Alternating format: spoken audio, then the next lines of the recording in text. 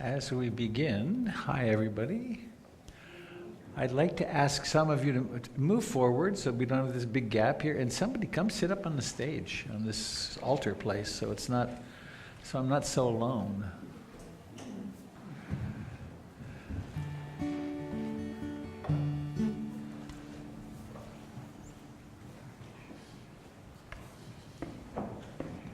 Oh yeah, I'll tell you about that shirt in a minute.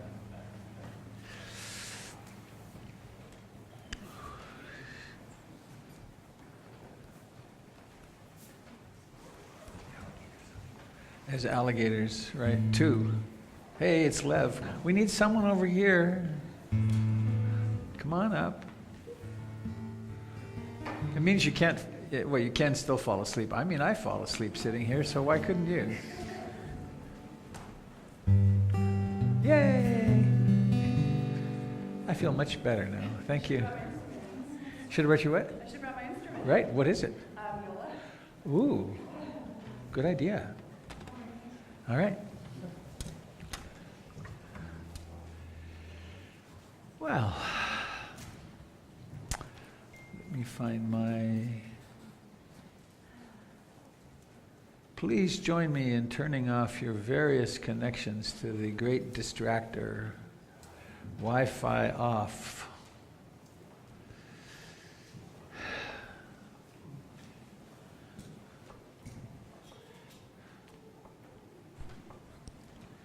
That's off already. Good. It's a baby.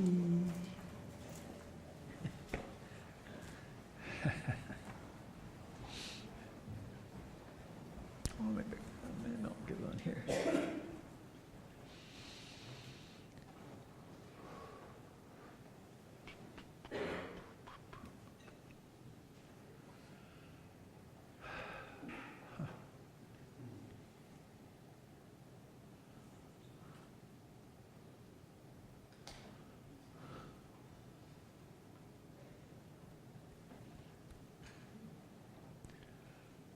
There it is.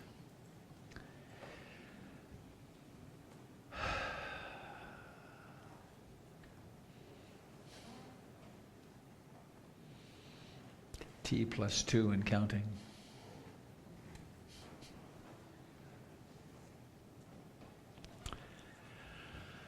Well, hello, dear fellow humans. How is it in your life? I find mine a bit challenging. So, at least it's only a bit challenging. It's not in complete uproar. I like that. Hello to those of you joining us on the internet. I see one of you waving. Oh no, that's... and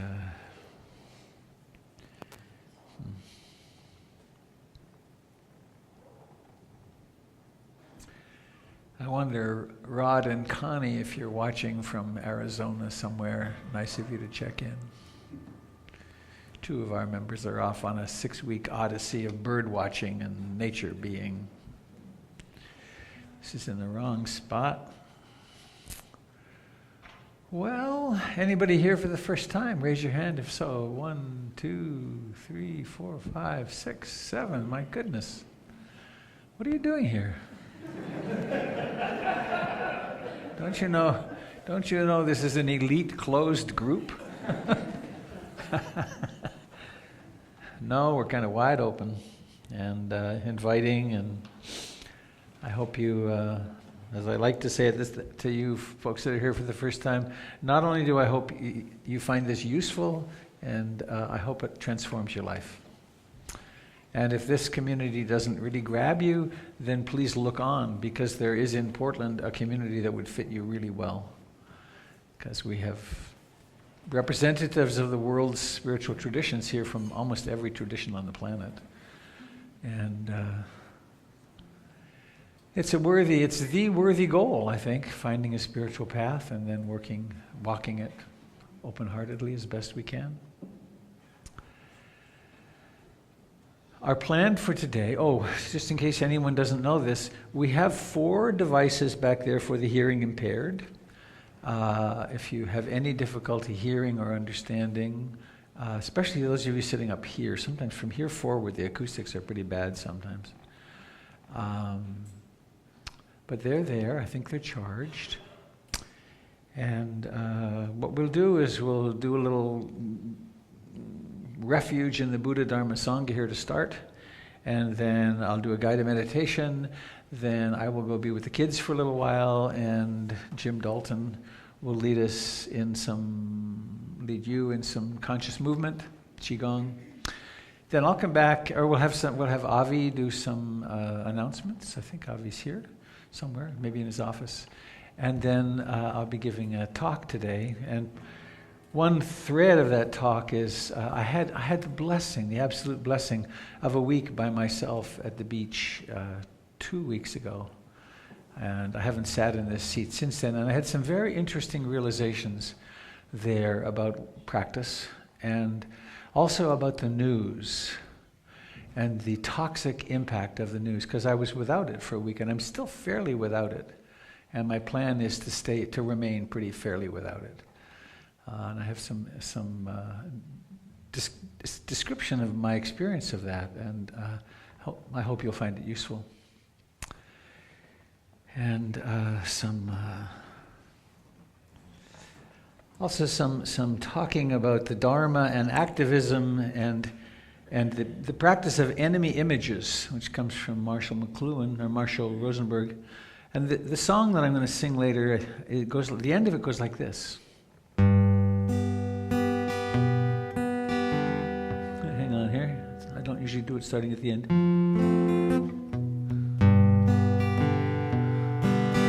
I have no enemy. No, where's it? It's D. I have no enemies. I have no enemies. I have no enemies. I have no enemies.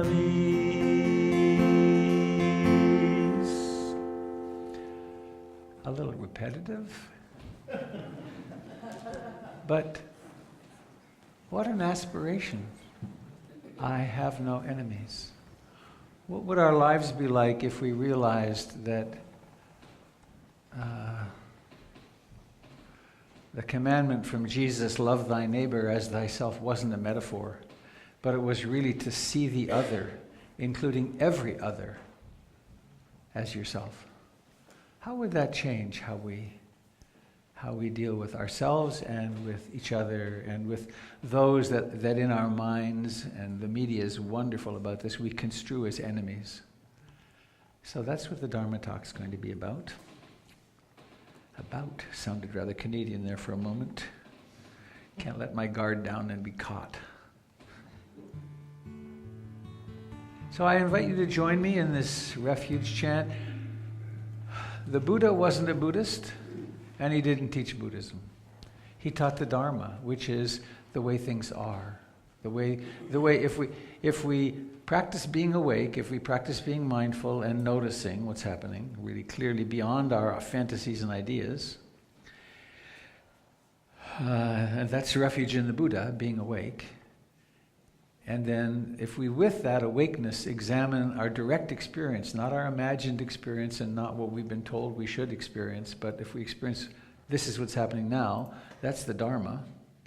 And then we do it in the company of good friends, and actually we do it in the company of all life, which is the great Sangha, the great community. So the refuge in Buddha, Dharma, Sangha is the refuge in I aspire to be awake, and with that awakeness I aspire to know what's really true.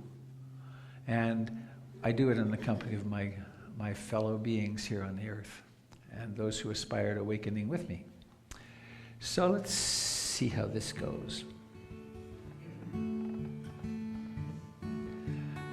My fingers are just about on the brink of being able to finger pick with some surety. Some comes and goes.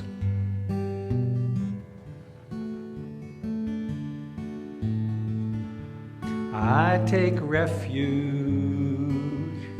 in the Buddha, the one who shows me the way in this life. Namo Buddhaya, Namo Buddhaya, Namo Buddhaya. I take refuge in the Dharma, the way of understanding and love. Namo Dharmaya, Namo Dharmaya, Namo Dharmaya.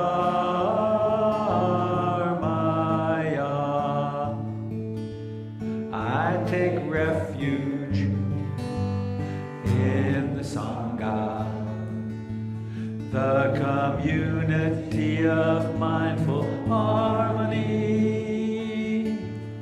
Namo Sanghaya, Namo Sanghaya, Namo Sanghaya. Let's do it again, it sounds so nice. I take refuge in the Buddha, the one who shows me the way in this life. Namo Buddhaya, Namo Buddhaya, Namo Buddhaya. I take refuge in the Dharma, the way of understanding and love. Namo Dharmaya, Namo Dharmaya, Namo Dharmaya.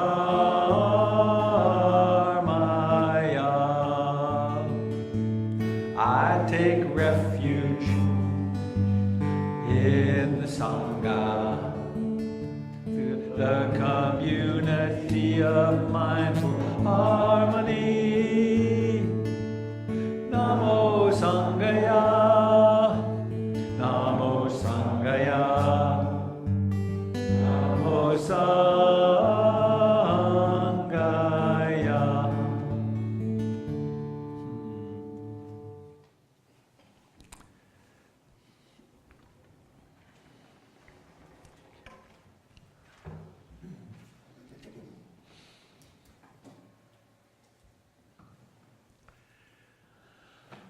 Once again, hello to those of you joining us out there on the net. I wish you were here. Oh, I should introduce my t-shirt.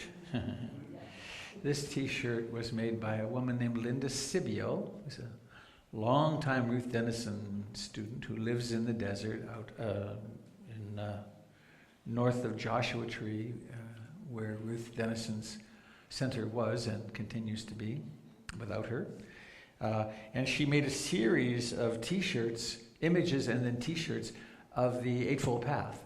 And this one is a wise understanding. So,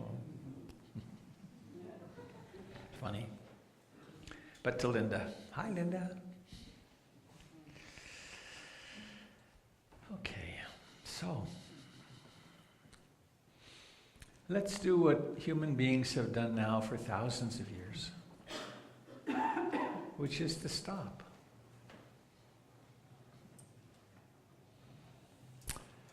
To just stop.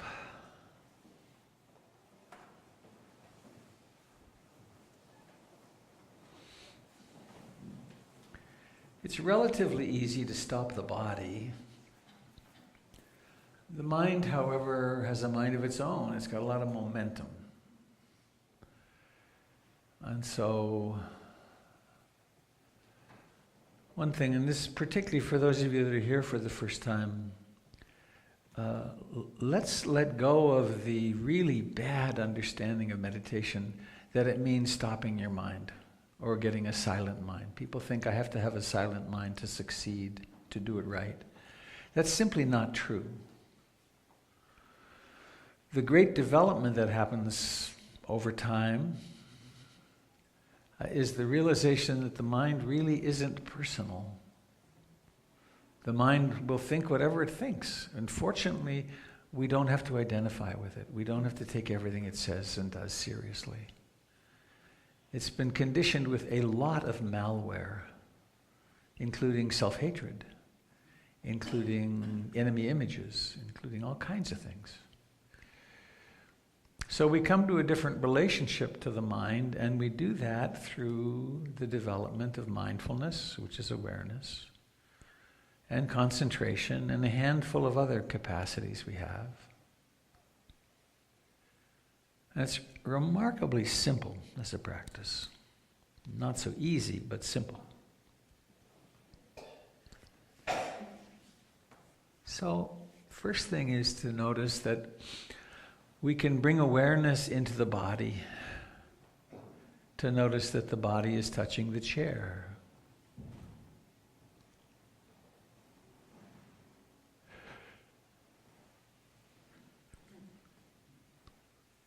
To notice that the hands are alive.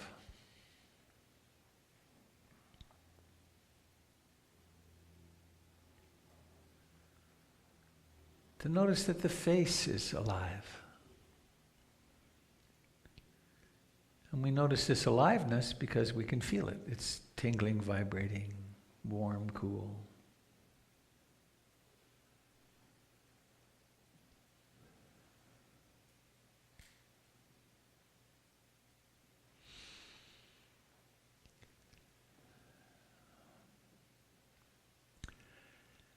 Since that moment when your mother could no longer breathe for you and the umbilical cord was cut or clamped,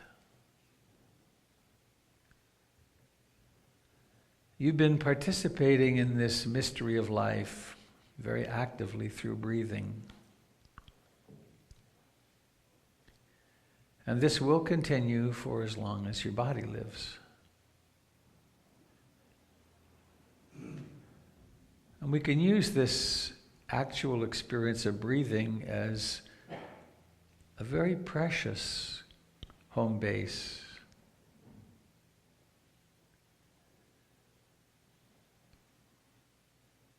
It breathes in and breathes out.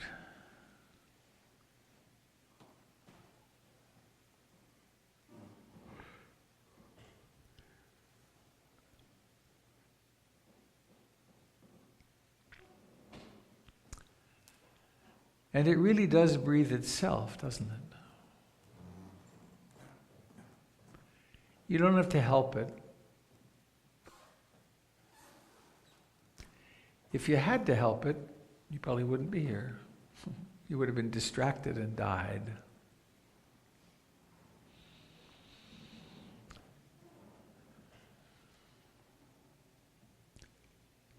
So each breath has a beginning, and you can be aware of that.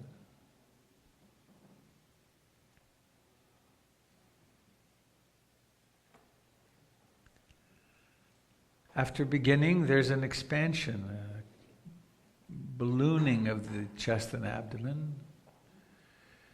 And then it reaches a peak, and then it declines, and then it disappears. The great truth of impermanence is blazing at us in each breath.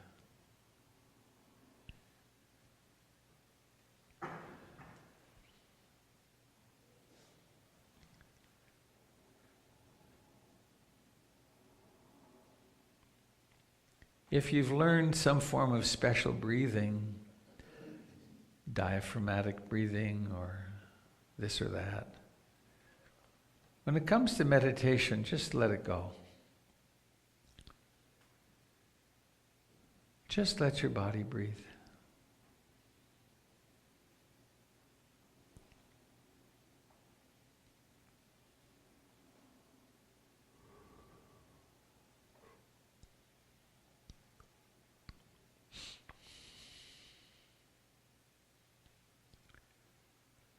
And this intention to stay with the breath makes the fact of the wandering mind very visible.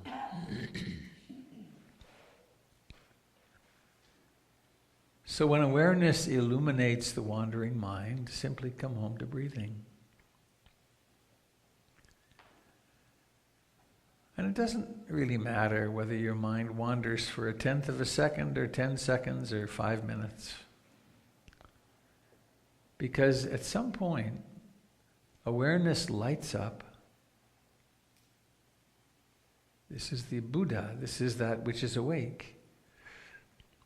It lights up, and then there's a moment of relative freedom, the freedom to come home to the sensations of breathing.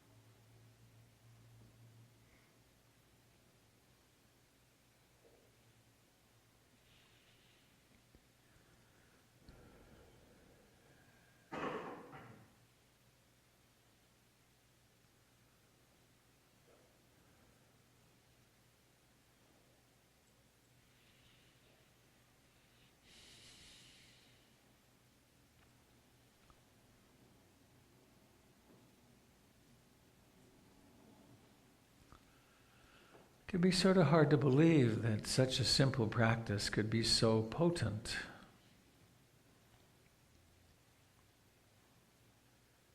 It's potent because we are invoking awareness.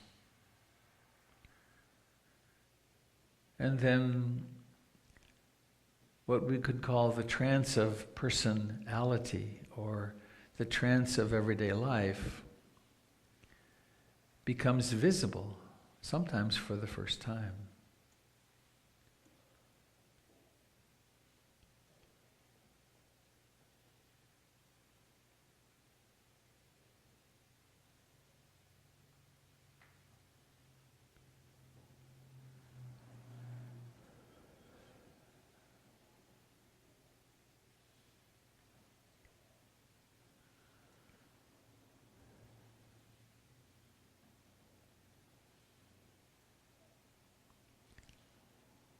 Some training traditions encourage a practice called noting,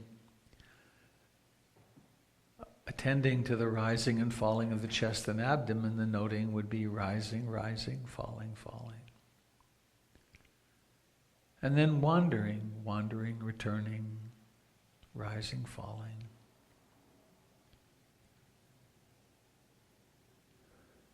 Some traditions count the breaths. Breathing in 1, breathing out 2, up to 10, start over.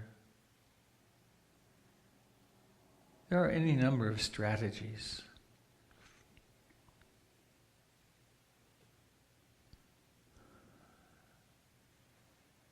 Ultimately, it comes back to simply being aware of the fact of breathing in.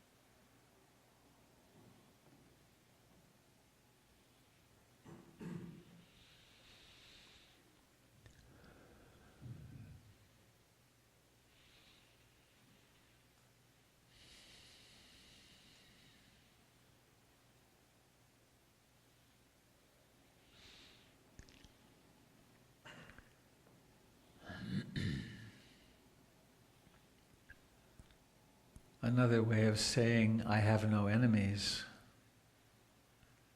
is that I know what love is, or I can become love. And to become love in meditation means there's room for everything. If the mind is filled with desire, it's noted as that. It's seen as, oh, this is the mind in desire or lust. If the mind has disliking or aversion or even hatred, this is the mind hating. Or let's say it's restless, agitated, worrying. This is the worrying mind.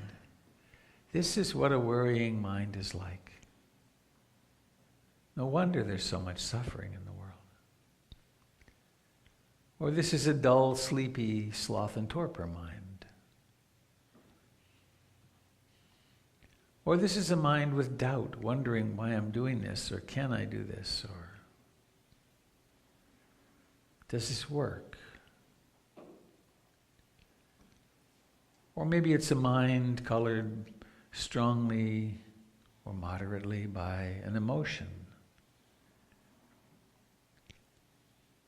Happy, sad, shame, delight, bliss, discontent.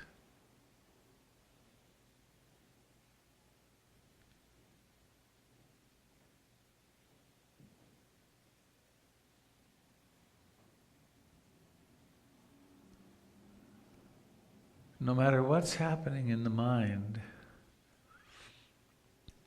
awareness can know it. This is refuge in the Buddha. This is that which knows. This is the practice of mindfulness or recollection.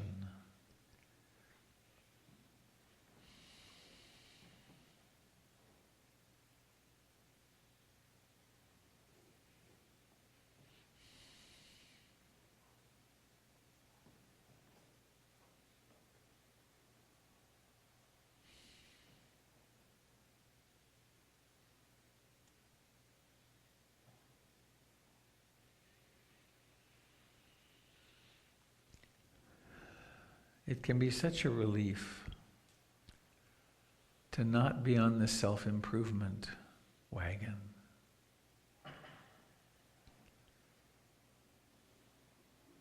To just be able to be how you are.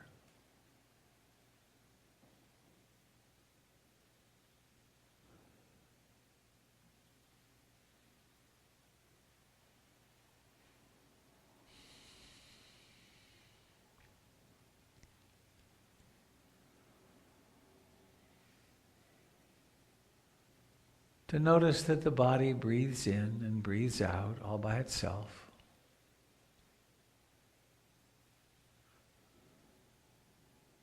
Just as much a part of the world of our beautiful planet as the sun coming and going, or the tides waxing and waning, the seasons coming and going.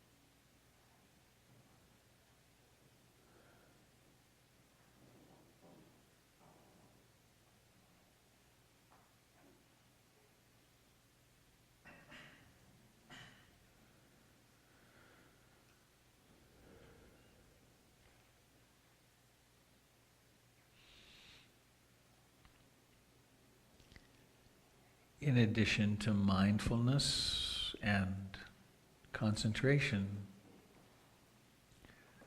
we strengthen a certain quality of effort, gentle, non-striving, non-tense effort, the effort to come to the breath and then stay there.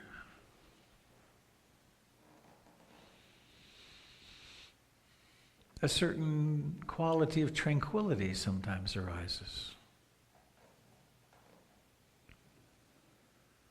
of ease, not always, sometimes. And sometimes a natural internal delight arises, maybe even something called piti, which are delicious, pleasant sensations in the body.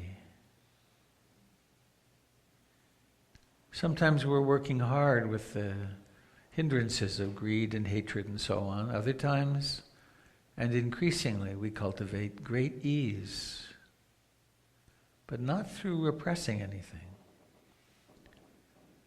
not through getting rid of anything.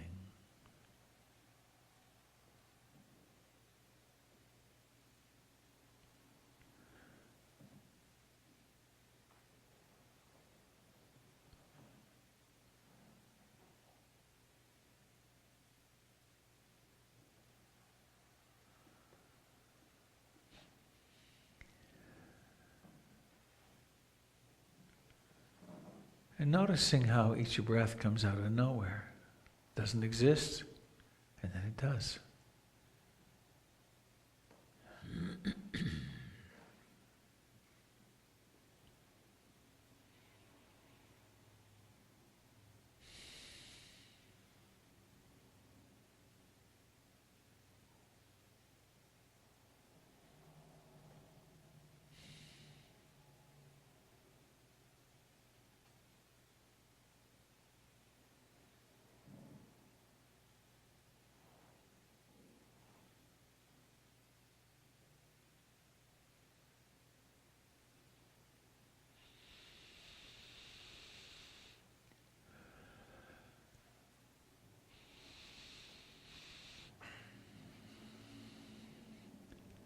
Some of us have thoughts that have a lot of visual content.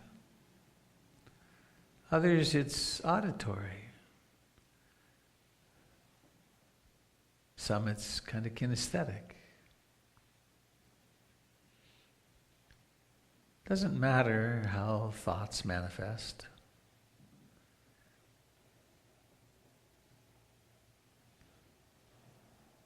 The treatment of them is all really the same, which is to notice, thinking.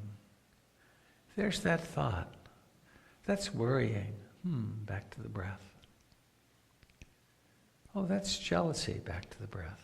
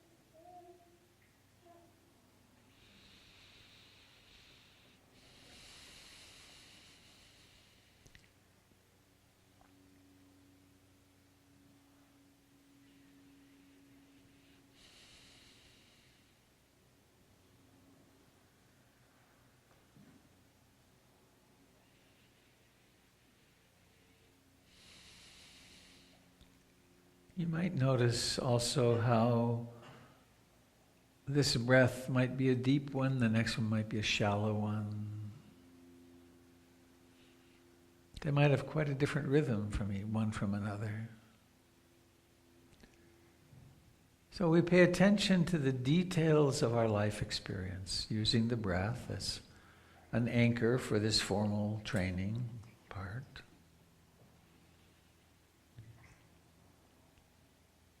There's another characteristic of the mind that we cultivate, which is curiosity. We're not just meditating to be calm, though that's a good purpose. Not just for stress management, but actually to really find out what we are, who we are. And for that, we need curiosity. What's happening? How does it happen that this trance comes into being and then I don't notice 10 breaths? That's pretty interesting.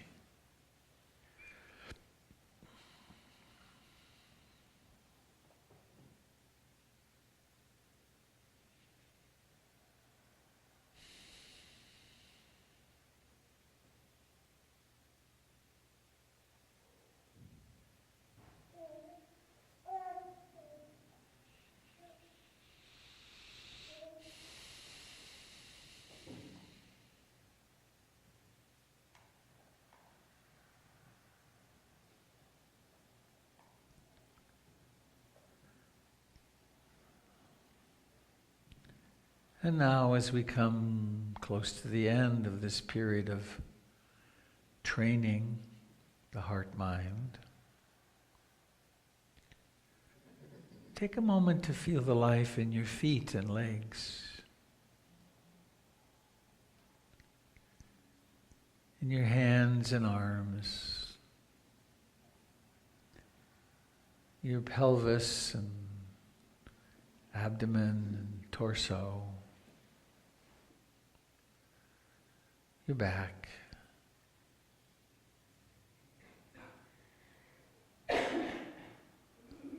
The face, the eyes and nose, the ears, the scalp.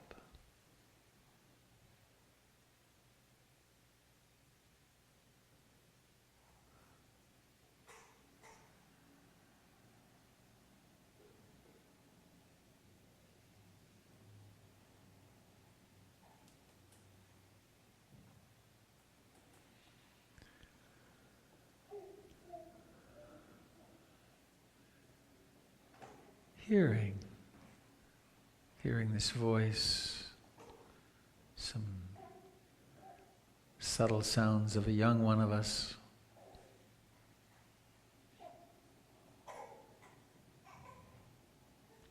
No distraction. How could there be a distraction from life?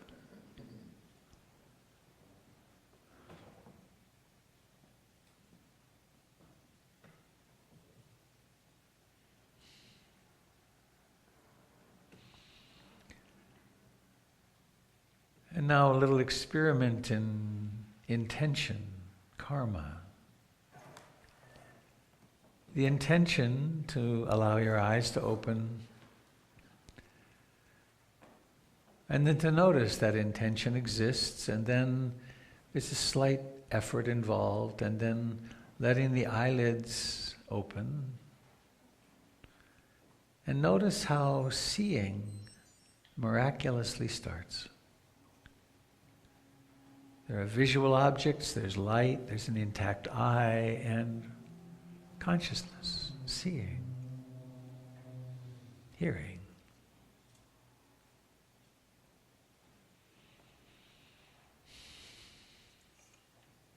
Seeing.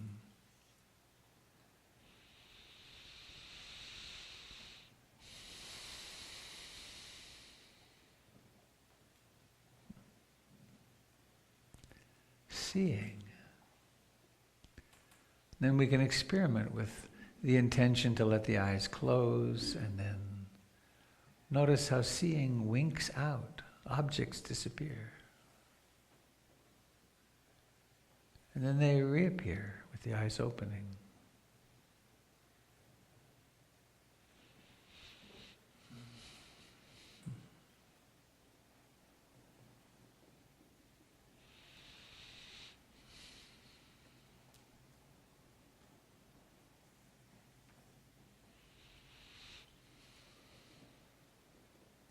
And notice the physiology in your body. Notice the emotional tone. Are you, in this moment, more relaxed, less stressed, and saner than when you walked in? Please raise your hand if that's true. Take a moment to look around. Really, look around. What did we just do for 30 minutes? Nothing. Nothing very extravagant. We just stopped and paid attention.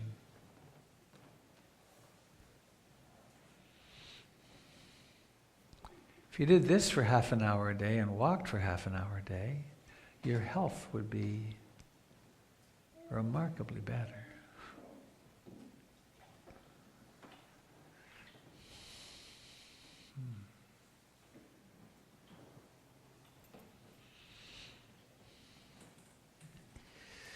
The mind is so fast. I don't know if any of you noticed, as we opened the eyes for the first time, a quick moving sound went past on the street outside. This mind created a motorcycle out of it. It also had a slight trauma memory. Last night around 9 o'clock, I was crossing. It becomes Farmington Road in Beaverton. I was coming south on Hall, and I was just about to pull out into the intersection. I've learned to pause. You're supposed to pause a second or two when the light turns green. And lo and behold, a police car went by at 70 miles an hour. Just whew. If I'd been in a rush, if I'd been restless, I might not be here. And that had a little trauma response, and so it came up again this morning. I will be even more careful at stoplights to count to 2 before I start pulling out. So, I can't remember whether I mentioned we're having a potluck today. And it doesn't matter whether you brought food, there's lots out there. We have a loaves and fishes thing that happens. It's just, it always makes enough. And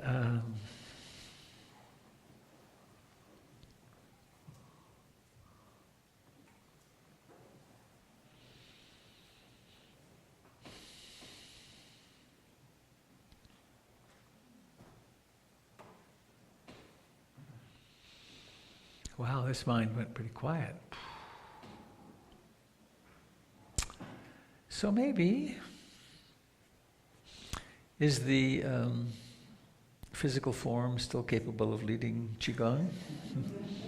Checking in. Yep, good. So please, a thought.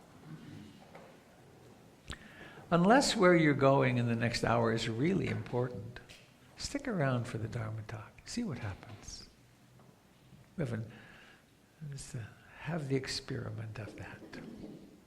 And hello, those of you up in the choir loft. How's the air up there? It's high up there. We got the choir loft carpeted, and we're close to getting more chairs. So thank you for your kind presence and attention, and I'll see you in a little bit.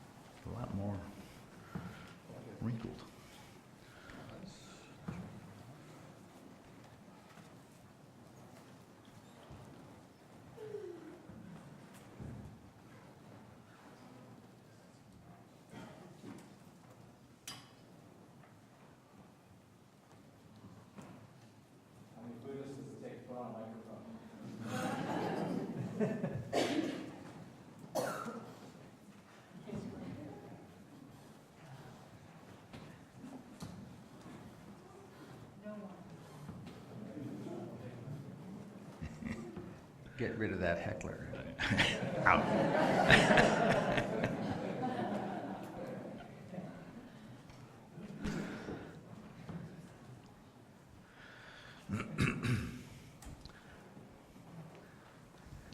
Okay, I'm here, and I'm liable to stay upright without tripping myself on the cord.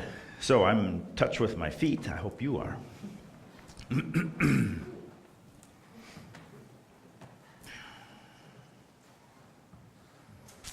I always like to sway a little bit, let the right foot know that the left foot has a similar experience, but it's kind of an alternating, shifting wave form. There's sensations of balance and control on one side and kind of just relaxation on the other. And then we shift. And there's balance and control, and you can actually move a little bit with the other limbs. When that balance is solid, then there's freedom of movement for the other side. And we can sink into our knees and feel the strength of the legs, controlling how fast we surrender to gravity and how fast we resist.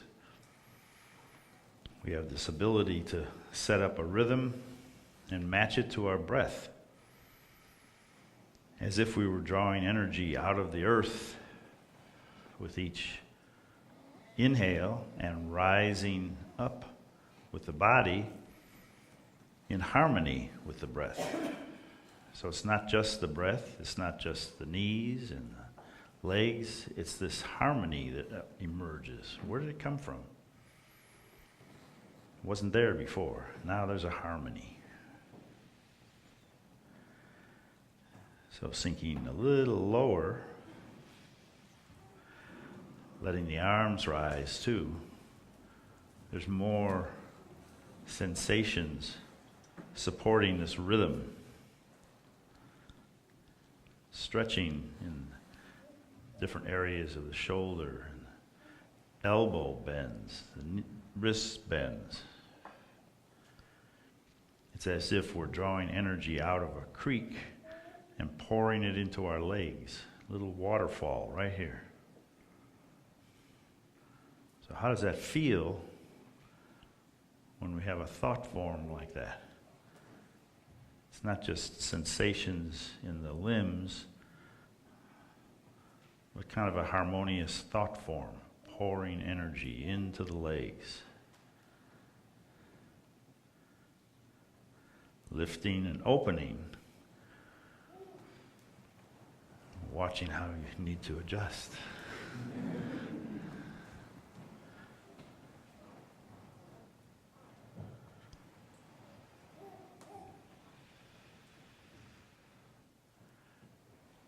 So now the rib cage is participating in this rhythm in a different way. It's not just rising, but opening.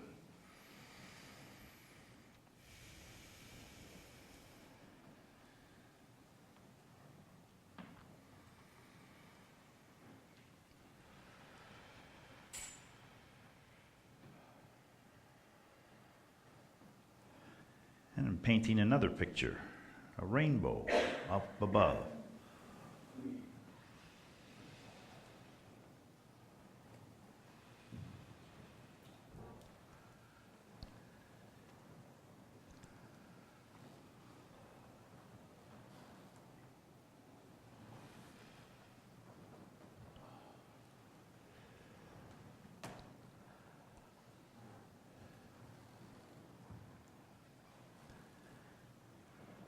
Reaching up, separating clouds.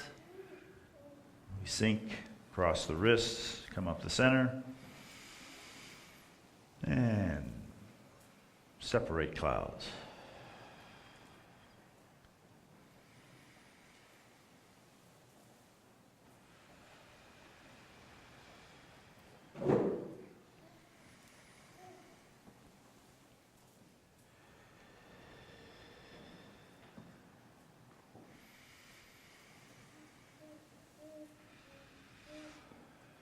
And we turn to the side, palms up. Pull one hand in and push with the other. Did you hear that hand? Pull one hand in. That came from Chicago. Jeez. I haven't lived in Chicago in 50 years. Hand.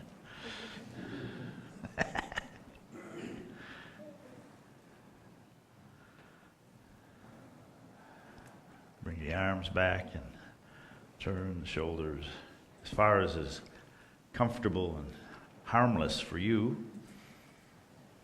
But notice how many positions the shoulder can assume.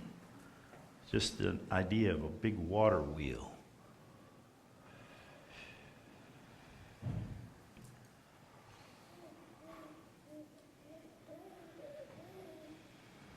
Lifting across, one heel comes off the floor. Again, there's balance and stability on one side, and there's movement through the rest of the body. Releasing, swinging over, steadying. Mindful of the positions of the body, mindful of sensations within the body, mindful of the shifting visual field. When my arm lifts, I sort of naturally look up.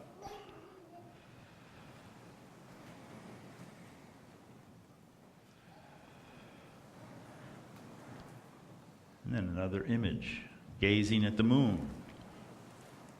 What happens to the feeling tone in the body?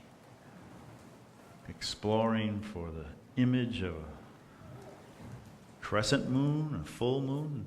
I don't know which one's going to appear.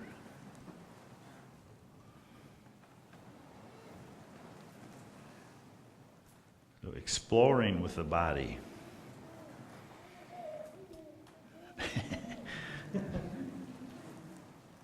One of us is really enjoying this. Pressing across.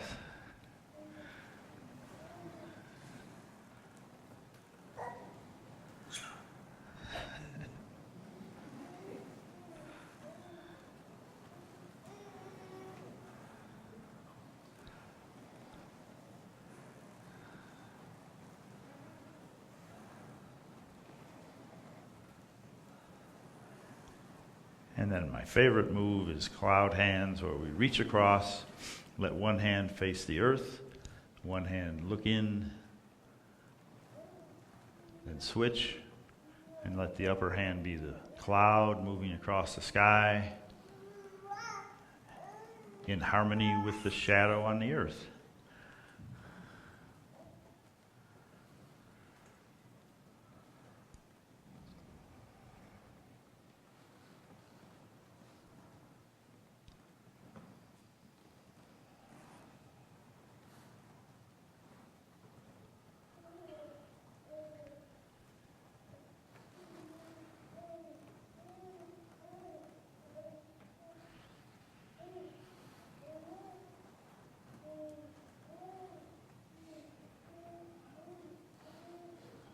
Okay, so that's the exploration of harmony and soothing movement, and a little more energetic.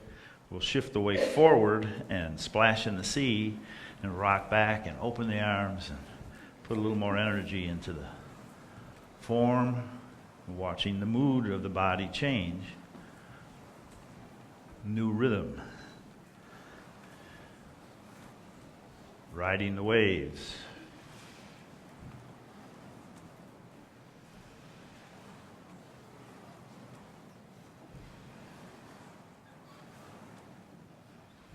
Opening the arms, turning the wrists, sort of a figure eight with the hands.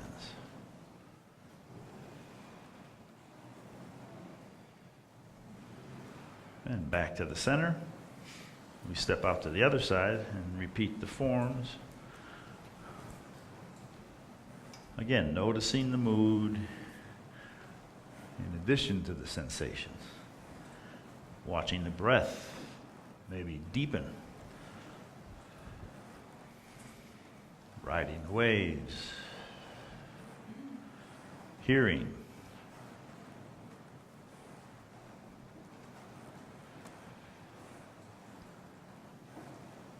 mindful of what's happening now and what's unfolding.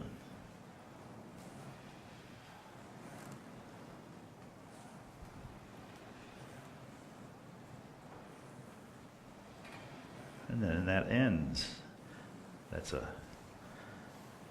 higher energy section. And then kind of a comprehensive section, putting lots of little details together. Sinking, making a fist, rising, imagining a dragon rising out of the sea, and noticing the emotional tone of that.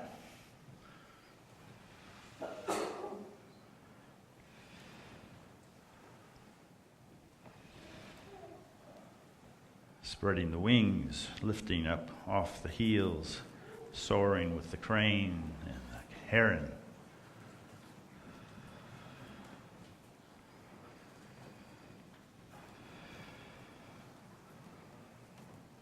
Turning the wheel.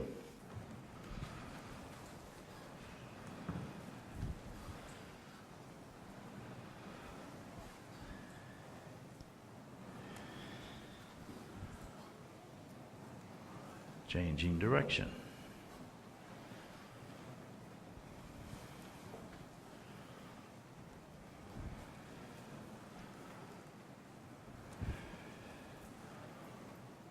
And coming back to center. Letting one hand and one knee rise like you were playing a marionette. Different kind of harmony and composure. Composing on one side, drawing everything to the other side.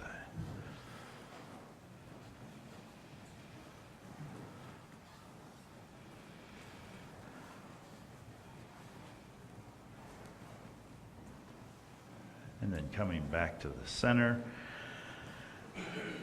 lifting out of the earth, returning what we don't need back to the earth, becoming aware of our connection with the whole atmosphere. Oxygen for us,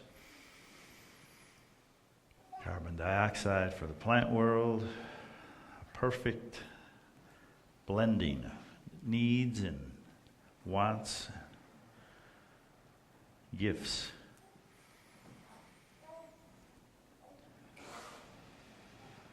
Coming to stillness, we find that this body is awake. What's the first clue that it's awake?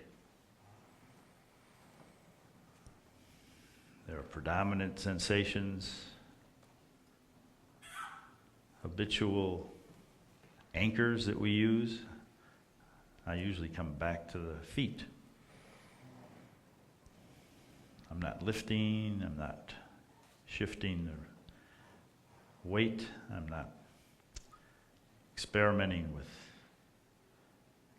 more complex forms. Feet are just holding steady, taking this place. Last week I was reading the Mary Oliver poem, taking our place in the family of things. The feet are crucial to that gesture. No movement, but a crucial gesture.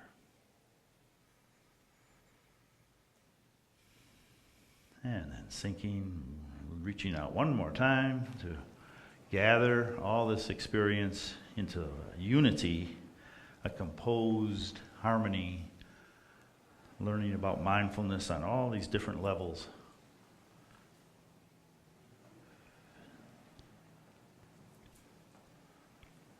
Grateful for the friends around us practicing with us. Thank you very much. And there's one right there.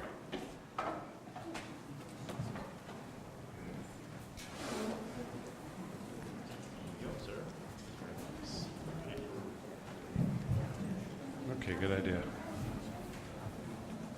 Good morning, Sangha. And good morning out there in internet land. And up on the balcony. Hi. For those of you who may not know, my name is Avi Klepper. I'm community coordinator here, among other things that I do. And my job is to connect you in a deeper way to this community, however deep you want to go. Of course, if you decide to show up and you get what you need out of 10 minutes of being here, that's fine. But if you're here for any length of time and you want more in the way of teachings, or you want to become more integrated into this community in terms of helping build this community, I would love to be able to help you do that as well. So email me, call me, visit me during my office hours, Monday through Thursday in the mornings. I'm happy to talk with you about how PIMC can help you have a more authentic experience here. We've got some stuff going on. We have a talent night that is coming up. And as I keep saying, you don't need to be talented. You just need to have something that you want to show your Sangha members about you, something that engages you and that you love doing, and something that tells us about who you are. And it doesn't have to be choreographed, it doesn't have to be really prepared, just come with something. And that's going to be on Saturday the 24th from 7 to 10. It's posted on the website. It is listed as the PIMC Talent and Show and Tell Night. So feel free to come and show and tell, bring some dessert, and we'll share with one another. We also have a visiting teacher, Richard Lang, who's going to be doing 2 teachings all day Saturday and Sunday on the 17th, and on the 18th he's going to be doing his Headless Way experiments. And I've been reading about this, and it's really amazing how this guy has gone all over the world teaching about the Headless Way, and we get to experience that right here at PIMC. Details are on the website. Please register.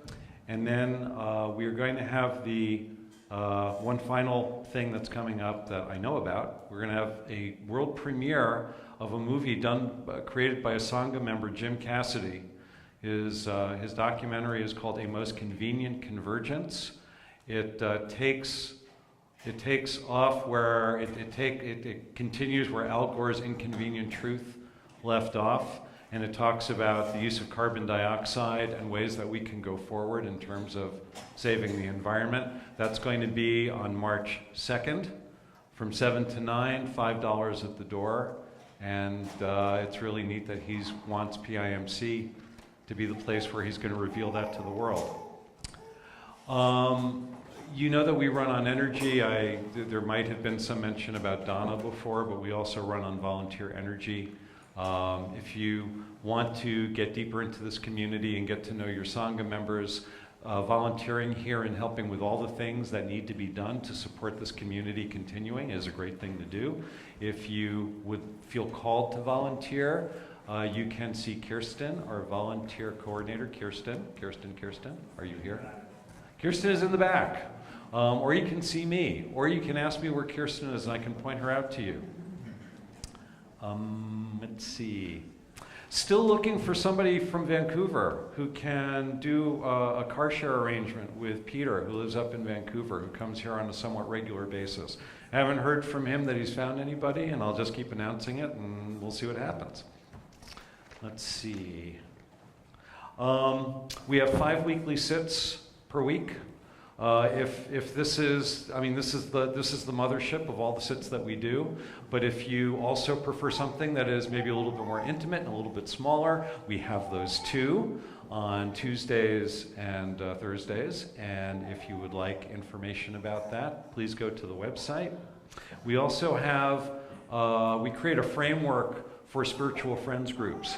These are groups that people organize on their own, and people who might live near you, where you get a chance to meet in each other's houses and continue the Dharma work on your own.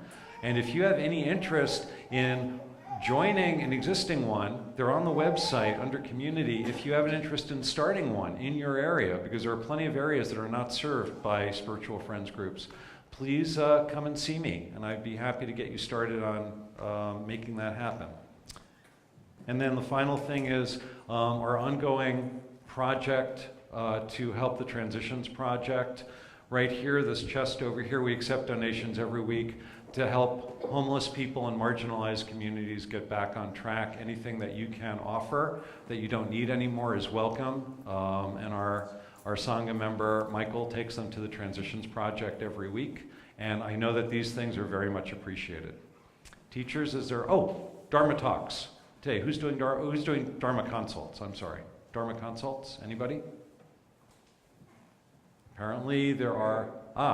So Gary will be doing Dharma consults today at 12:10 for 3 sessions. If you're wondering what a Dharma consult is, if you have issues coming up in your existing practice that you want to talk to a more experienced practitioner about, Gary would be happy to do that. If you are looking for a quick on-ramp to get into a meditation practice, it's really not rocket science. It just takes a little bit of really thoughtful instruction. Gary can help you with that as well. The sign-up sheets are there on the back. He's holding up the board right there. And that is a good opportunity to visit with somebody about your practice. Thank you very much. Have a blessed day.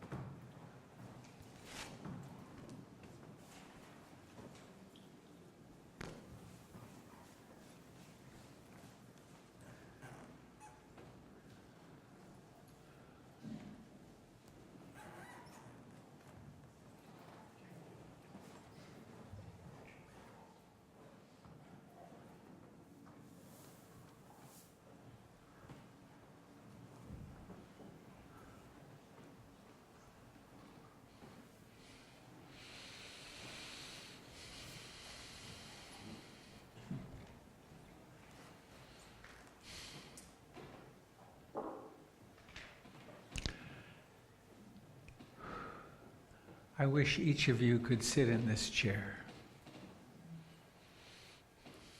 and look out into this beautiful collection of human beings.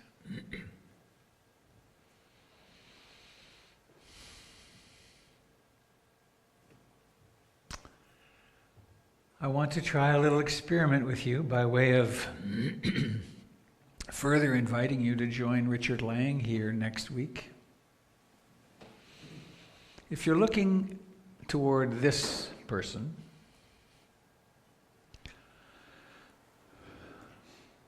please become aware that you're seeing.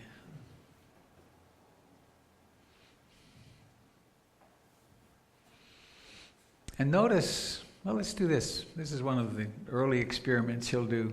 Take your finger and point at something on the other side of the room.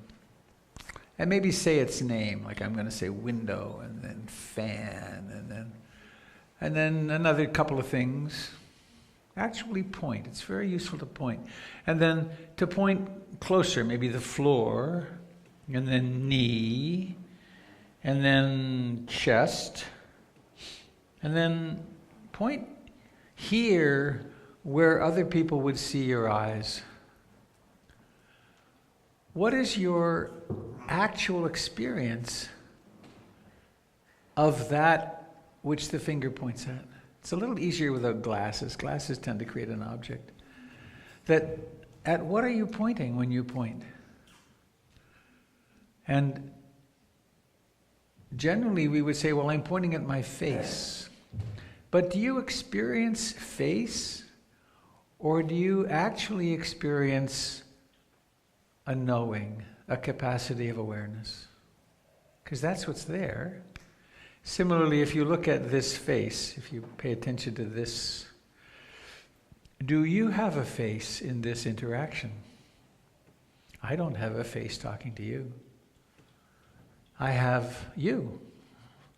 I have this room. I have the world. And what's at this end experientially is actually just that which knows. And the Buddha consciousness, the Buddha nature is that close.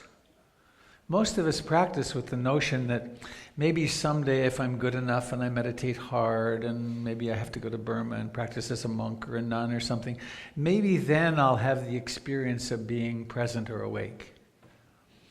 It's just it's a very narrow mindset we get caught in, that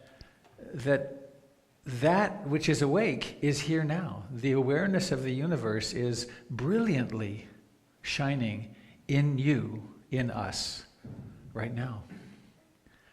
And we've been very strongly trained that we have a self, that we have a separate something here.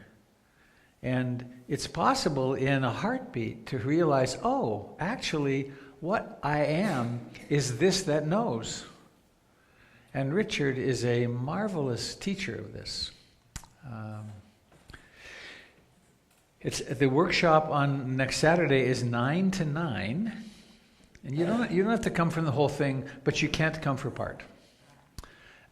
So from 9 in the morning, there's two potlucks, one at lunch and one at dinner. So there's the day-long experiments that he'll be doing. And then the evening is a 5 rhythms dance. And it's a very mindful dancing process. So I really encourage you. He's flying to from England to be with us. He's going on from here to be in Hawaii. He teaches literally all over the world. And he's a really fascinating, funny guy. And I think you'll find it very interesting to come.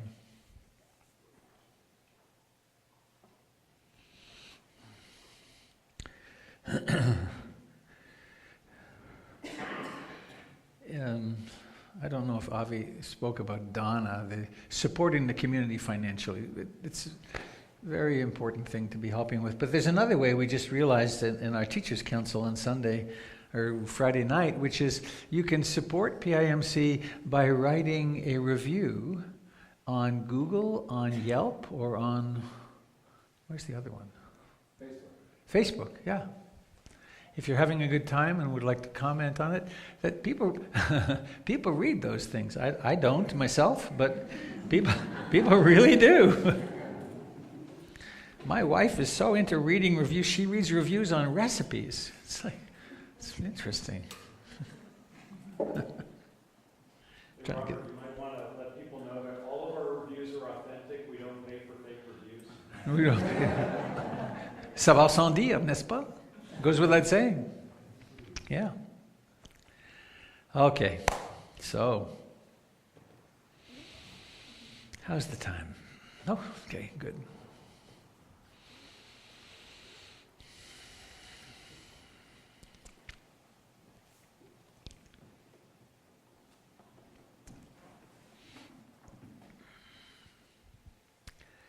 I have not practiced what I preach. I have in some ways, but there's a way that I've been really negligent, and that is of taking time to go on retreat myself. And finally, with significant help from Jennifer and Avi and Connie, I was talking about a particular week in January that I would go and be at the beach, and Jennifer locked it in. She said, "You're going." I think I would have, but I have this ridiculous, really, sense of overly responsible, because I had to cancel some things and disappoint some people. But what happened was an extraordinary, beautiful experience of remarkable ease. And it wasn't all pleasant, because some stuff came through that was not pleasant. But I got to sit for as long as I wanted, and I got to walk for as long as I wanted. I only went down to the beach twice. It was very rainy. And I had guitar playing time, and I did a little reading. I read The End of Your World, Adyashanti's book again. It was very helpful for my time. But a lot of realizations happened. There were at least 15 issues, management sort of issues here at PIMC, that I had on my to-do list that I was toiling over. All but one of them were non-questions as soon as I got quiet. It was obvious what to do. So I was creating complexity in the problem-solving mind. But I'm going to share a quote with you here. It really illuminated for me, thank you for saving that, the fact that I'm going to do this again, at least a couple of more times this year. It's really a responsibility to do so.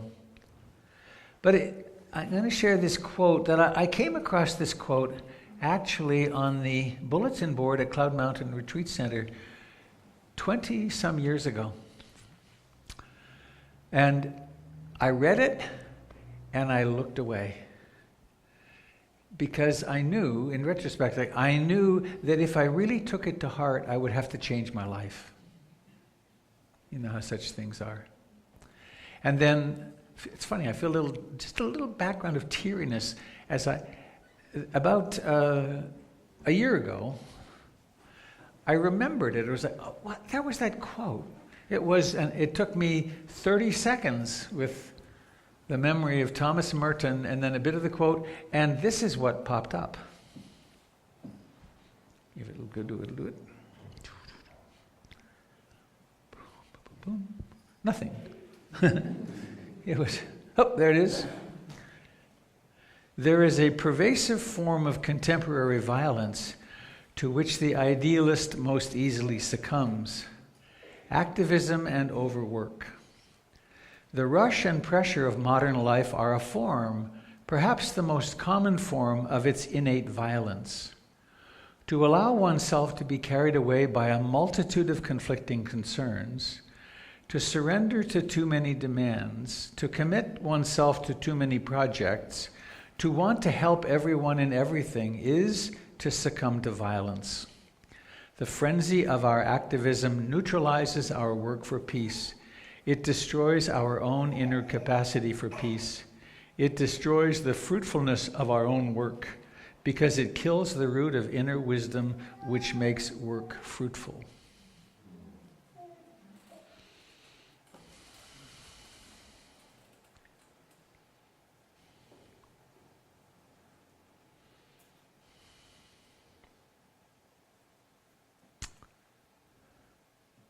There are in this room, I know, people who have been hurt by my saying, I'll get back to you, and then not. Because of overcommitment. Or because the first sign, I learned this years ago, it's quite remarkable. The first sign of burnout, euphoria. Yes, I am on it. I am hot. Oh, look at what I'm doing. I worked 10 hours today. This is really cool. What productivity. And that's very valued by our culture, right? We're supposed to be superhuman. We're supposed to be on. We're supposed to respond to every cause. We're supposed to be something other than what we are, which is somewhat frail.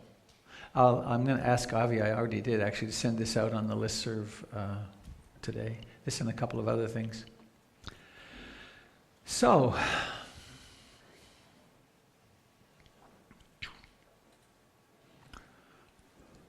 move this up. Come on. Do your thing. I think I want to do this next. Could we have these front lights turned off, please?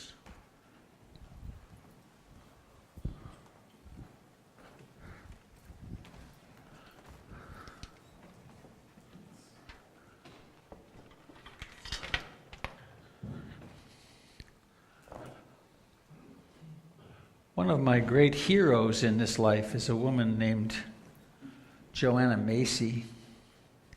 She taught here a few weeks ago, a couple of months ago, a few months ago now. Time flies fast. Where are you, Joanna? Here she is, or here she will be.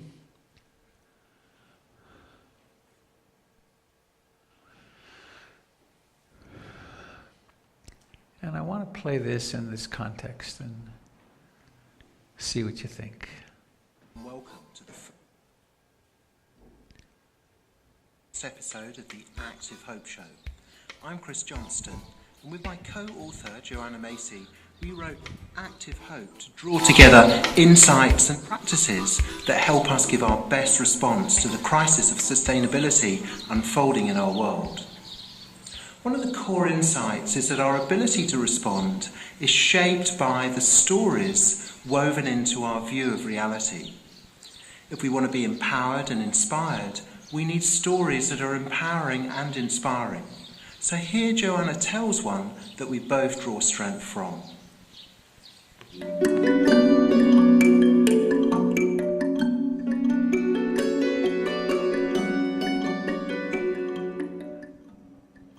I'd like to tell you a prophecy from the Tibetan Buddhist tradition.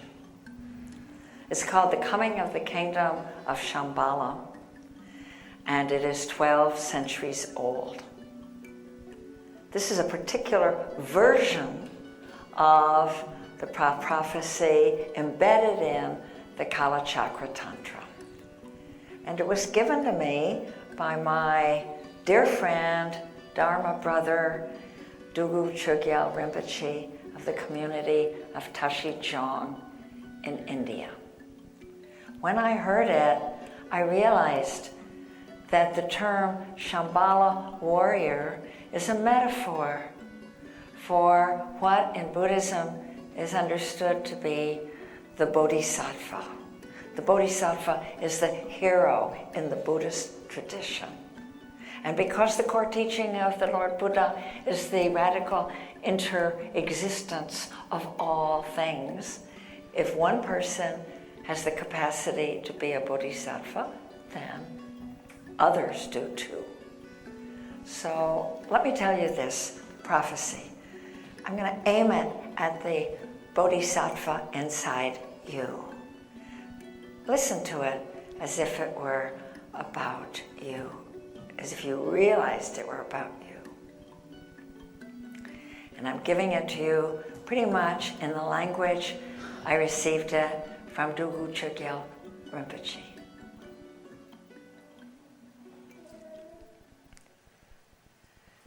There comes a time when all life on earth is in danger. At that time, great powers have arisen, barbarian powers. And although they waste their wealth in preparations to annihilate each other, they have much in common. And among the things these powers, these barbarian powers, have in common are weapons of unfathomable devastation and death, and technologies that lay waste the world. And it is just at this point in our history when the future of all beings seems to hang by the frailest of threads that the kingdom of Shambhala emerges. Now you can't go there because it is not a place. It exists in the hearts and minds of the Shambhala warriors. And actually, you can't tell a Shambhala warrior by looking at her or him, because they wear no uniforms, no insignia, they wield no banners, they have no barricades upon which to climb to threaten the enemy or behind which they can rest and regroup. They don't even have any home turf. The Shambhala warriors have only the terrain of the barbarian powers to move across, to act upon.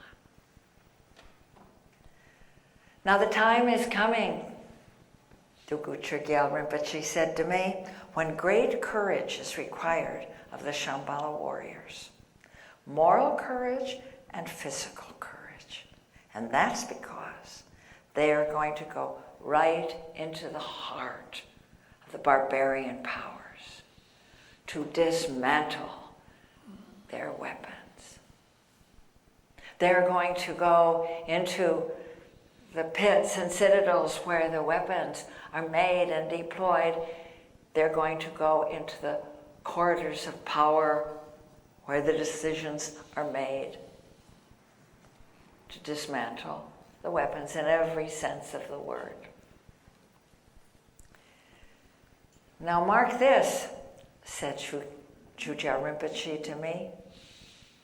The Shambhala warriors know that these weapons can be dismantled because they are manomaya. That means mind-made. Made by the human mind, they can be unmade by the human mind.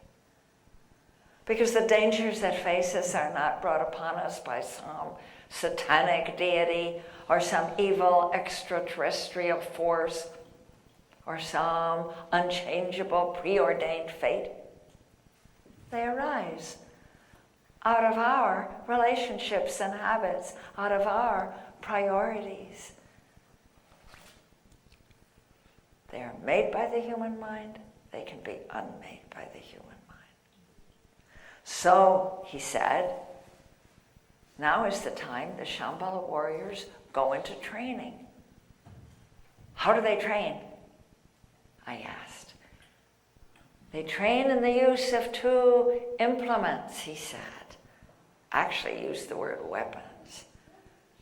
What are they? I asked. And he held up his hands the way the dancers hold the ritual objects in the great Lama dances of his people.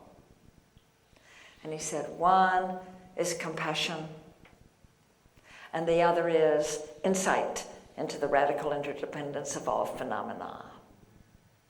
And you need both, he said. You need the compassion because that provides the fuel to move you out where you need to be, to do what you need to do. And it means not being afraid of the suffering of your world. And when you're not afraid to be with that pain, then nothing can stop you. You can be and do what you're meant to. But by itself, he said, that implement is very hot. It can burn you out. So you need the other. That other tool, the insight into the radical interconnectivity at the heart of existence. The web of life, our deep ecology. When you have that, you know, he said, when you understand that, then you know that this is not a battle between good guys and bad guys. You know that the line between good and evil runs through the landscape of every human heart. And you know that we are so interwoven in the web of life that even the smallest act with clear intention has repercussions through the whole web, beyond your capacity to see. But that's kind of cool, he said. It's maybe even a little abstract, so you need the heat of the compassion. That's the prophecy. And if you've seen Tibetan monks doing chanting with the hands, gestures, the mudras, moving, likely as not, they are dancing the interplay between compassion and wisdom, which is there for each one of us to embody now in our own way.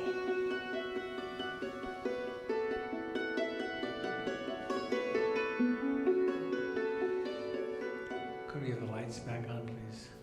Maybe close the windows. Nice, thanks. Thank you, Joanna.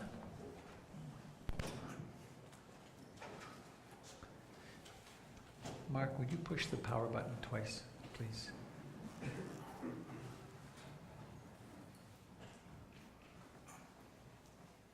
Thanks.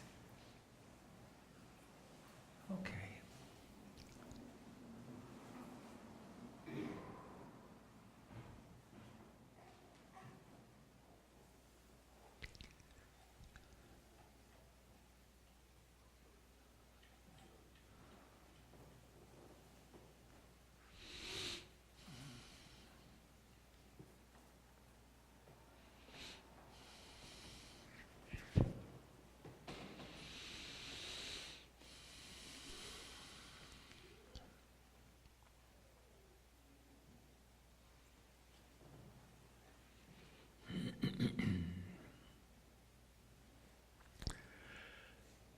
I want to share with you something now that's personal. And by that I'm meaning it may not fit for you. It may not be what you discover your truth to be. I'm not as, I don't speak of this with the same certainty in a way that I speak of the Eightfold Path or the Seven Enlightenment Factors, or because this is more of a discovery that I've made myself.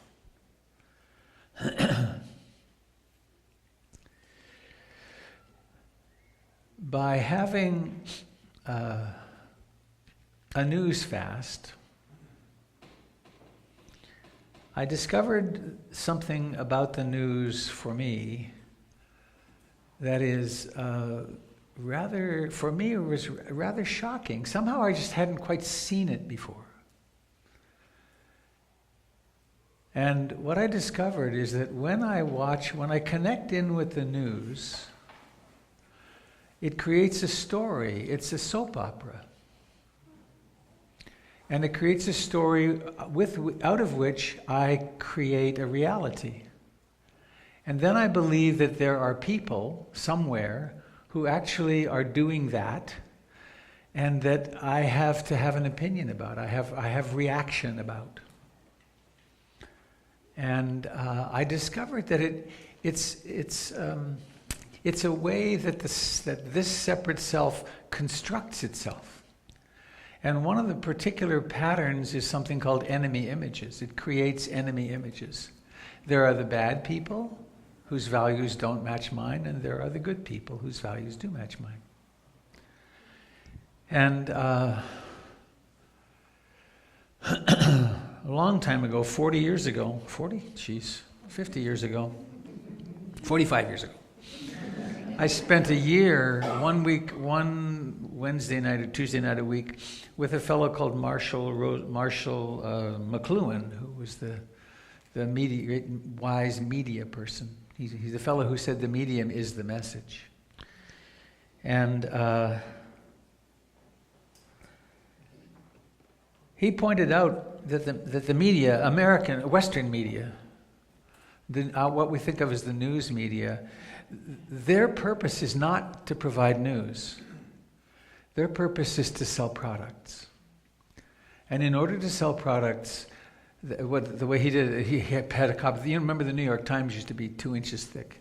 And he had that, and he said, there's the news is the bad news. And most of what's presented is bad and oppositional, creates enemies. The good news is the advertising. Because life is dangerous and bad, but you can be happy if you just buy more stuff. And so it used to be this thick, the advertising, the color ads on Sundays and so on. And I recognized that's what I see happening in our media as well. Our friend, some of you were here, Frank later taught, he's from Germany. In Germany, they have 3 TV stations that are funded directly from the people. The money doesn't even go to the government. It's 3 stations whose purpose is the facts. When a speech is given, there's fact-checking from 3 different sources, no politics, and no advertising. There's 8 radio stations that are the same. But all of that being that, I realized that deep down inside, I get kind of agitated by that story. And when I was without that story, I had such joy and spaciousness and loving that the contrast was pretty shocking for me. And my meditation just went deeper and deeper and deeper. And I would sit, I don't know, and it wasn't even timing, it might be 2 hours, I don't know, long periods of time. I'd just sit and watch life happen.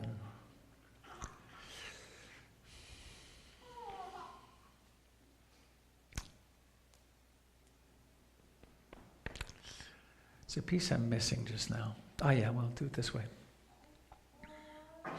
The Bodhisattva.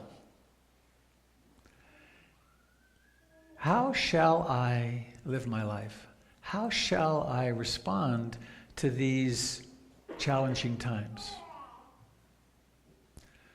Another story that Joanna tells is that we are each a node in Indra's web.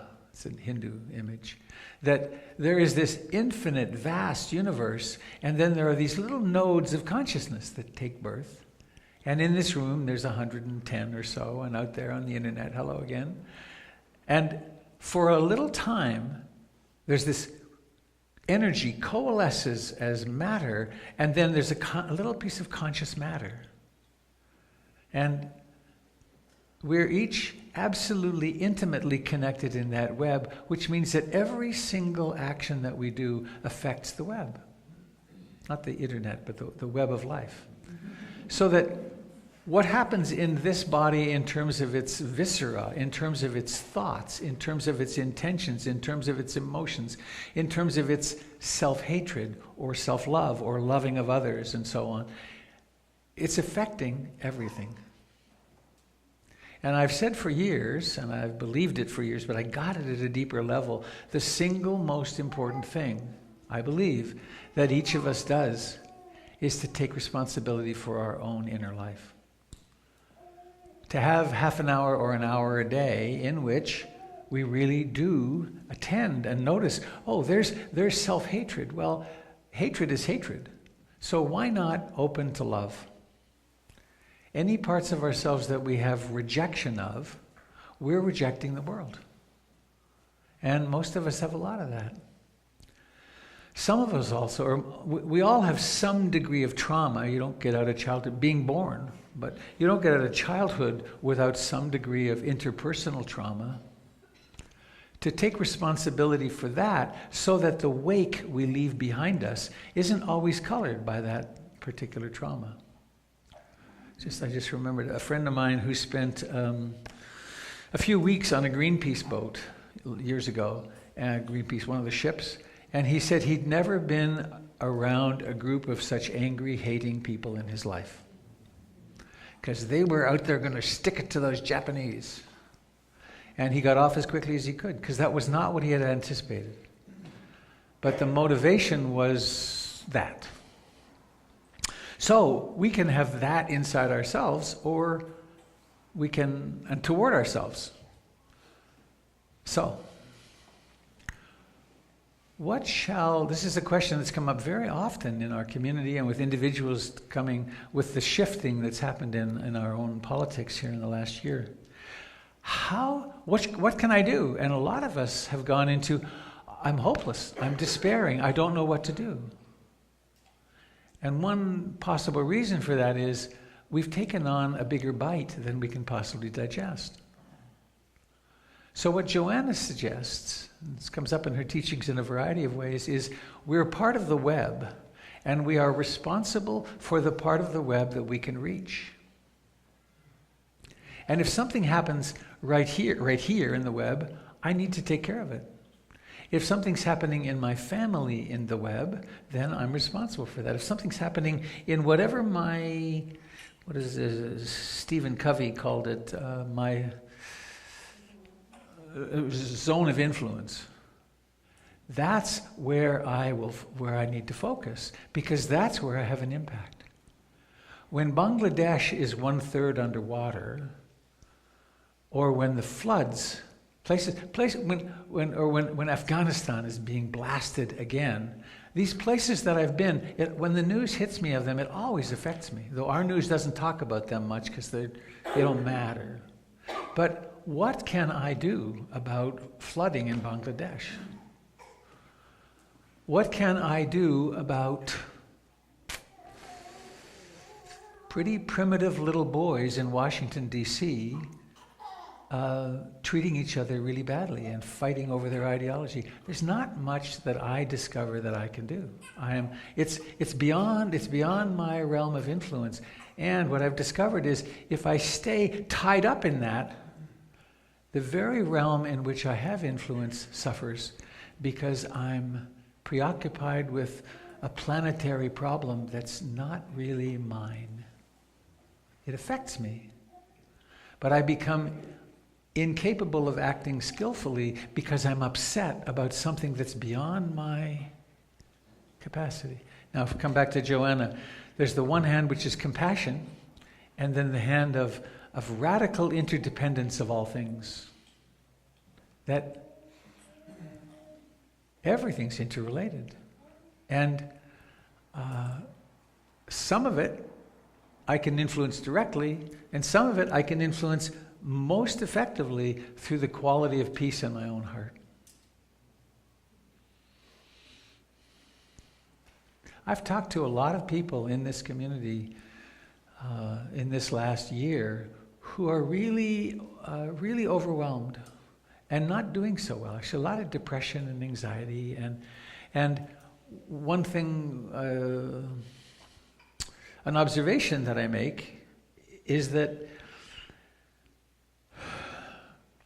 how we respond to these big events is exactly in keeping with the trauma that we experienced in our childhood. For those people who had a difficult, intrusive, narcissistic father, this is a hard time paying attention to politics. When people whose lives were kind of out of control and alcoholic parentage and so on, to pay attention to all that, it always is setting off this early childhood stuff. So coming back to myself, what's my responsibility? My first responsibility is to take care of this person. And he needs more retreat time, for one thing. But he also needs to not stay tuned in to that which is constantly setting off the trauma that is not helpful. Which doesn't mean don't know anything about it. But there's a way that I've used this to stay agitated and to stay distracted. And it was actually interesting, and I've done retreats, years ago I've done retreats, but the toilet without the phone is a different experience. One can, I have to go to the bathroom, and where's my phone? So I go to the phone and I tune in on the soap opera of my choice, which is through a particular, quote, news outlet. And then what happens is, well, I'm distracted. I'm not here in the body. I'm not with the reality of life. But I'm also getting caught up on my soap opera. And the soap opera is unsettling.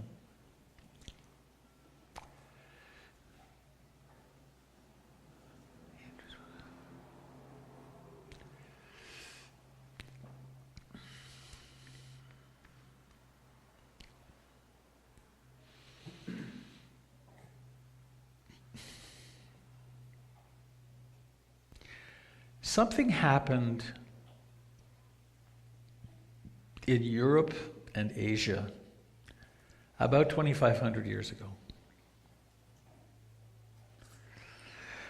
with the Buddha and Mahavir and various other teachings, and with Jesus in the West.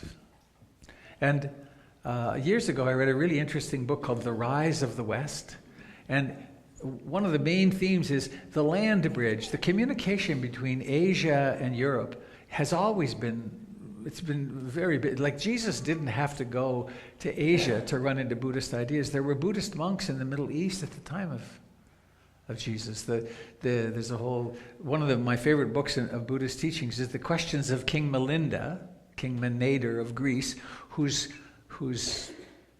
base was in Bactria or Balkh, the walls of which I walked on in northern Afghanistan. So the Greeks were ruling after Alexander the Psychopath went through, the Greeks were there. And I say that because if you read about who he was and what he did, he makes modern horror stories of war look timid.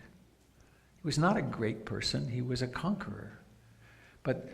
So the Greeks were there, and this Greek king had a conversation with a Buddhist monk. So the ideas of Buddha were flowing back and forth. But anyway, this notion came of turning the other cheek. Not an eye for an eye, which is our mammalian history, but turning the other cheek.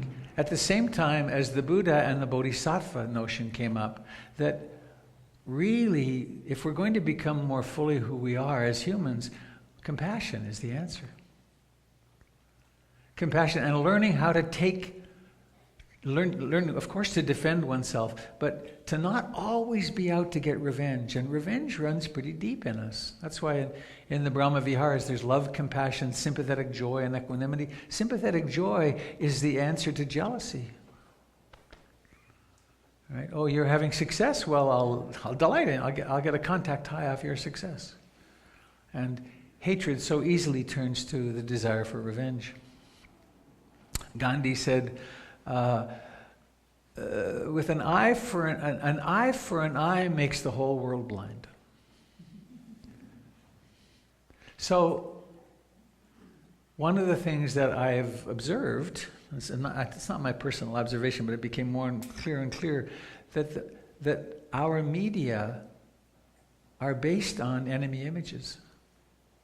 There's the bad people. On one side says, those are the bad people because their values are bad and they're doing this. And then the other side says, these are the bad people and they're doing this. And to take either of those as my truth locks me into enemy images. And it takes me out of realizing these are just people. And in terms of the interdependence of all things, they are not just people, they are me. Everyone on every side is me. And to harbor I hate them or they're bad and wrong is to create an isolated, frightened self in me, of me. And I'm really tired of that. And sadness. Oof. I've been a little frustrated with myself and our community. Well, why aren't we doing more activism? Well, it's really hard to do activism that isn't the same problem. Right? It's hard to be. It's even the you should be an activist. There's a violence in that. So how does one, as a person who has some understanding of compassion and the interrelationship of all things, how does one enter the world of action with love? And again, I come back, I have this I think a little Johnny one note, little Johnny one note, didn't sing but one note, sang it all day long. I think that developing our own inner practice and finding how we can stay peaceful is as important or more important than anything we can do. Because then we leave behind us, you know how it is, you have an encounter with people all day long and they leave an impact on you just as you're leaving an impact on them. We leave a wake, we're like a boat. And if our wake is loving and kind and joyful, that's what we're contributing to the web. If it's angry and irritable or righteous, that's the wake we're leaving.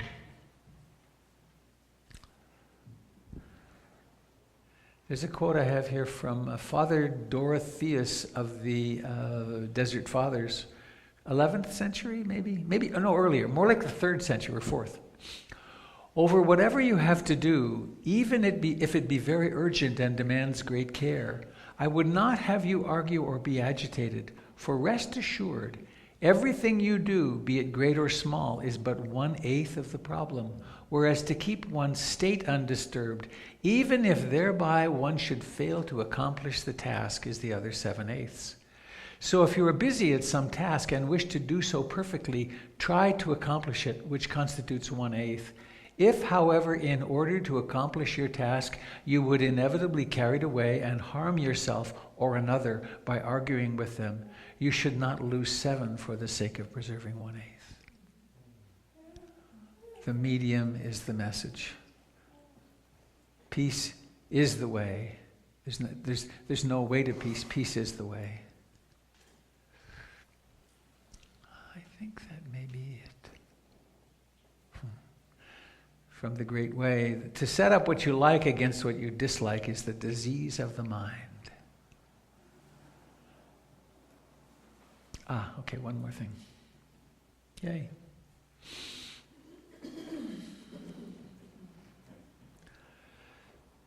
What also became clear to me on my retreat was Ram Dass got it completely right with his first book.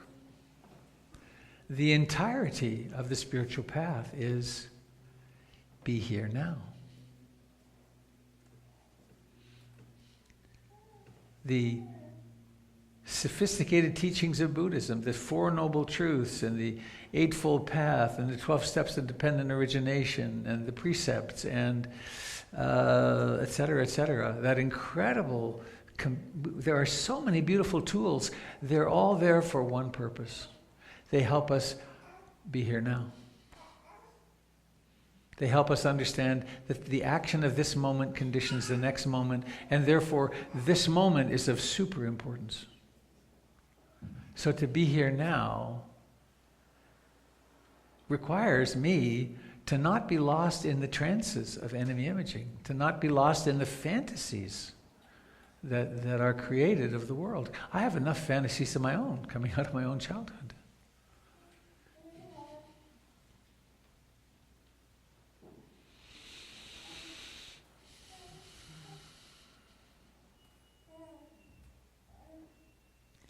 So perhaps that's it. Maybe you have a moment for a comment or an addition or a question before the kids come upon us. Please, come. Test, test. 1, 2. There we go. Come get. Please say name too. Hi, excuse me, I'm Mickey. I wrestle with this question that you've talked about because I can see the sort of never-ending conflict, and I don't think half our country hating the other half is a great way to be in community. But on the other hand, I'm transgender, and one of the first things this administration did was say that they were no longer going to protect the rights of transgender students. A few months after that, there was the tweet about the military ban. They've just started a division in their civil rights office to defend medical professionals who don't want to treat transgender people or employers who want to fire LGBTQ people. And so it's hard to see it as just a soap opera when that's going on, and I think immigrant communities probably feel the same way. And I don't know exactly how to reconcile that. I can't not look every day because I don't know what's going to happen. Yeah, so I guess that's my comment. What a powerful comment. So one place that the web reaches you is that. And my guess is you will be very attentive to, and because you're here, and because I know you a little bit, and lovingly effective in your opposition to that madness. And in that loving response, you will be really powerful. Because I don't think that this working to see it this way and taking care of ourselves precludes action at all. But it's action where we have the pull and where the web is pulling us. And how important that you will focus on that piece of the web, because someone else will be focusing somewhere else, where there are, in my view, ignorant, misguided, frightened human beings implementing policies which are really not okay. Yeah. Please, back there.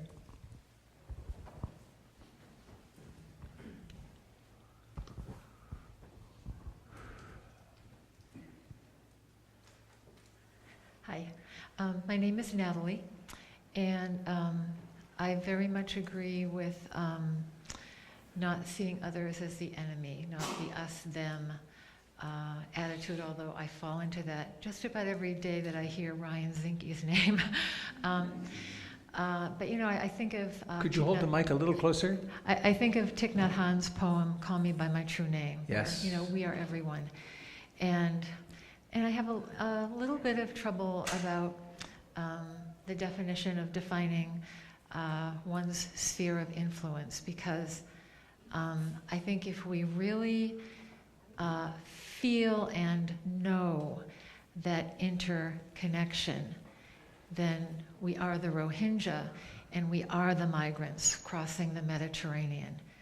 And I know that there are folks who are doing that work not out of hatred or anger, but truly doing the Buddhist work. And I guess, you know, I certainly don't have all the answers, and I struggle with this every day, but I feel like we have an obligation to know that our sphere of influence is really everything, because we are so connected. And for me, that makes it more complicated and more painful, but I can't get away from that.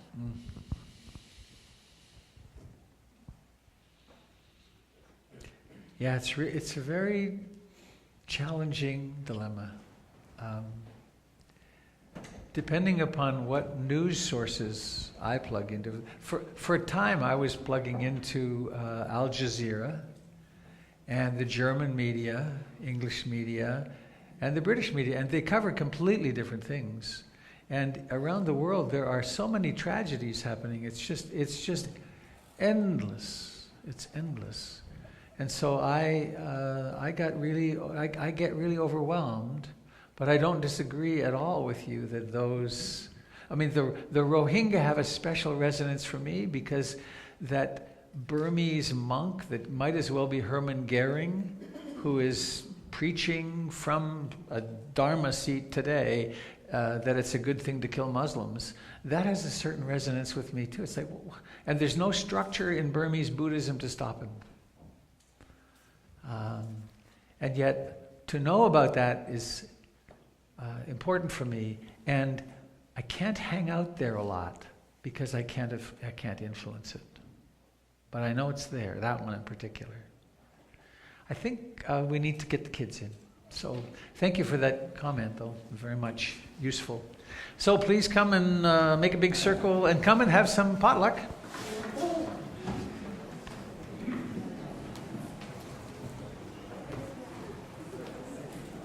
Oh, I forgot a piece. Is the microphone... Ah, here it is. Here's the microphone.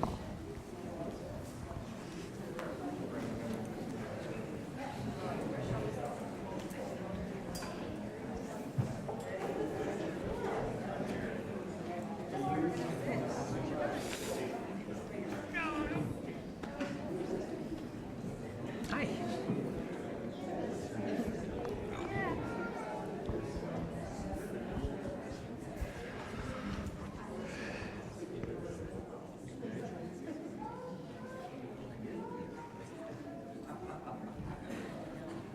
Hey, Papa.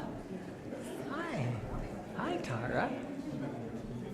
Nice to see you.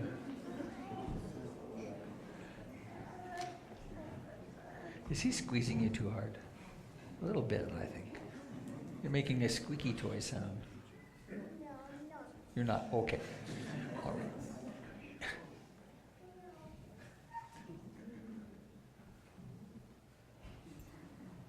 Where's my mom? Oh, no.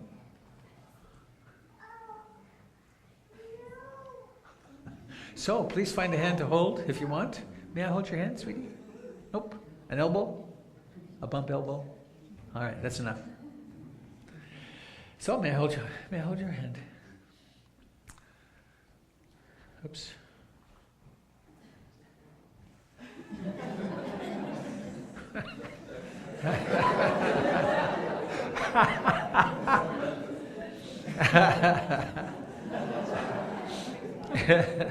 The right spot is important. So we human beings, as each of us being a node in this web, we have such potency with our intentions and our thoughts and our well-wishing. So why not give the hand on the person on your right a little squeeze and think a kind thought for them.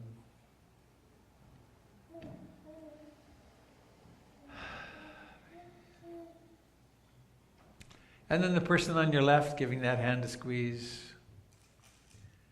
Notice someone is wishing you well. For some of us, that's really challenging. And then what about the person between these hands, between your two hands? Perhaps use the great ancient mantra, I love you, with your name at the end.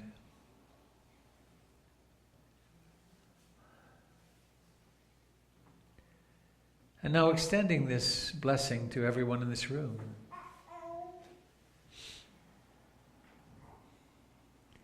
To little babies and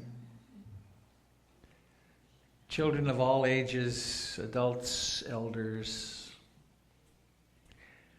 and allowing this wish to extend to the houses around us, to the whole city, to the world. To the world where 150,000 people will die today. 190,000 will be born. And all of our brothers and sisters of the air, the earth, and the waters, our kin, all my relations, ho metakuyasam.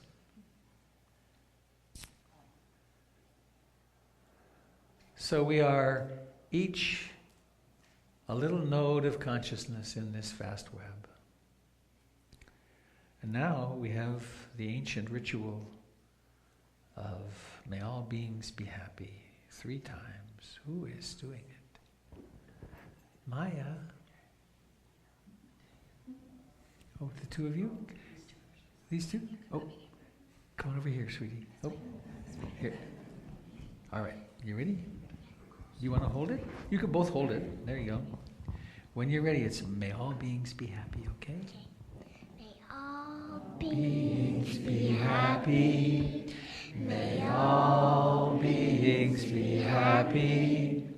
May all beings be happy. Sadhu, sadhu, sadhu. Thank you. Very nice. Good. So now, everyone in the room gets to make a wish. Think of a wish. What would your deepest wish be? Since your consciousness is connected to the entire shebang, what would you like to add to that shebang today? And now take a deep breath, and on the proper count, there will be a blowing out of the candle. We'll all make a wish. You ready? 1, 2, 3, blow. Yes, we did it. So, thanks, dear friends. Thank you for being here. Thank you, those of you joining us on the internet. And please come and have a cup of tea and some goodies.